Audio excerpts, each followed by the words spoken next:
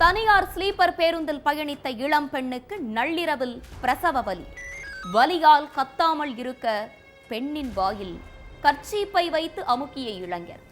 பிறந்த பிஞ்சு குழந்தையின் வாயிலும் துணியை வைத்து அமுக்கிய கொடூரம். மூச்சு பேச்சு இல்லாமல் இருந்த குழந்தையை துணியால் சுருட்டி ஜன்னல் வழியாக வீசி கொலை செய்த பயங்கரம்.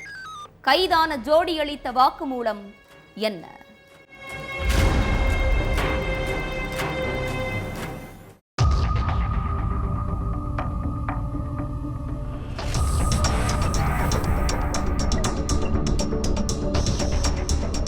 பத்ரி சேலு பகுதியில் தனியார் ஸ்லீப்பர் பஸ் ஒன்று வேகமா போயிட்டு இருந்திருக்கு. அதுக்கு பின்னாடியே பைக்ல ஒருத்தர் போயிட்டு இருந்திருக்காரு.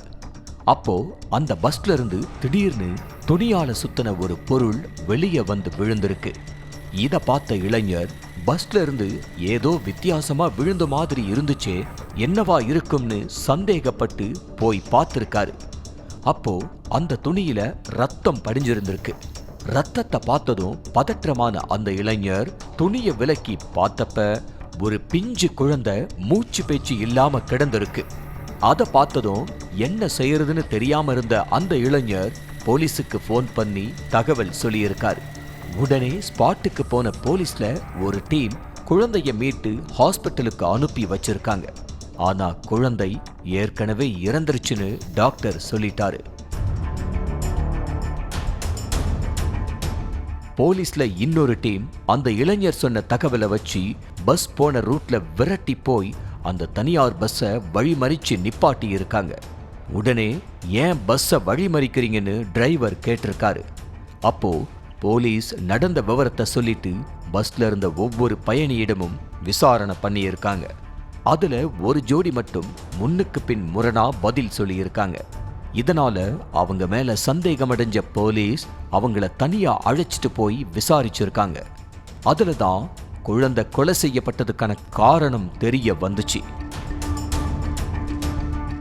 மகாராஷ்டிராவில் உள்ள புனே பகுதியைச் சேர்ந்த 22 வயதான அல்தாஃப் ஷேக்கும் 19 வயதான ரித்திகா தேரே என்ற இளம் பெண்ணும் 1.5 வருஷமா காதலிச்சிட்டு இருந்திருக்காங்க. இவங்களோட காதலுக்கு அவங்க பெற்றோர் எதிர்ப்பு தெரிவிச்சதுனால இவங்க வீட்டை விட்டு வெளியேறி பூனே பகுதியில் உள்ள ஒரு வீட்டை வாடகைக்கு எடுத்து வாழ்ந்துட்டு இருந்தாங்க. கூலி வேலைக்கு போகிற அல்தாஃப் தனக்கு கிடைக்கிற சொற்ப சம்பளத்தை வச்சு குடும்பத்தை நடத்திக்கிட்டு இருந்திருக்காரு.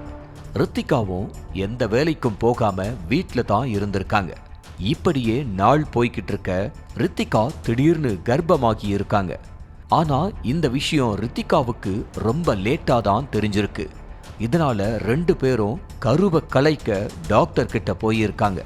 ஆனா டாக்டர் இப்போ கருவை கலைச்சா உங்க உயிருக்கே ஆபத்துன்னு சொல்லி இருக்காங்க.